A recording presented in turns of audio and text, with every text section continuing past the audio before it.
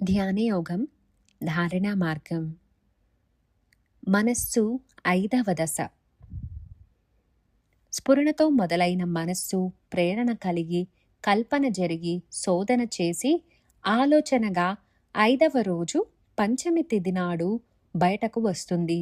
స్పష్టమైన ఆలోచనతో సృష్టి అనే చంద్రకళ సర్పదేవతానుగ్రహంతో మొదలవుతుంది.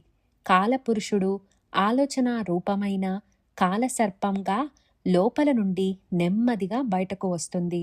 వచ్చిన ఆలోచన ఊరుకోదు. మంచిదైతే రక్షిస్తుంది, చెడుదైతే భక్షిస్తుంది. కాటువేసే వరకు వదిలిపెట్టదు, లేదా పగపట్టక మానదు.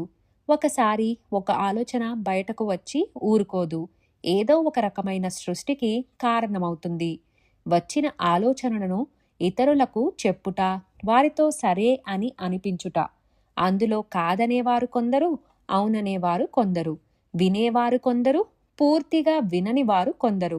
విన్నవారు బాగుంటుంది అంటే చాలా సంతోషం, బాగలేదు అంటే బాధ, దుఃఖం ఉంటుంది.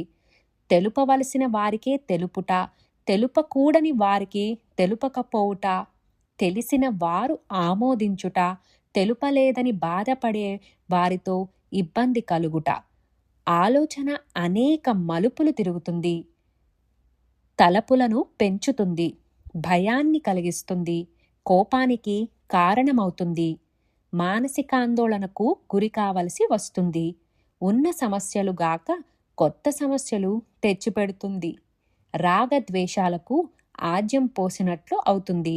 సృష్టిలో ఆలోచనతో కామ క్రోధ లోభ మోహ మద మాత్సర్యం అనే అరిషడ్వర్గాలు మొదలవుతాయి.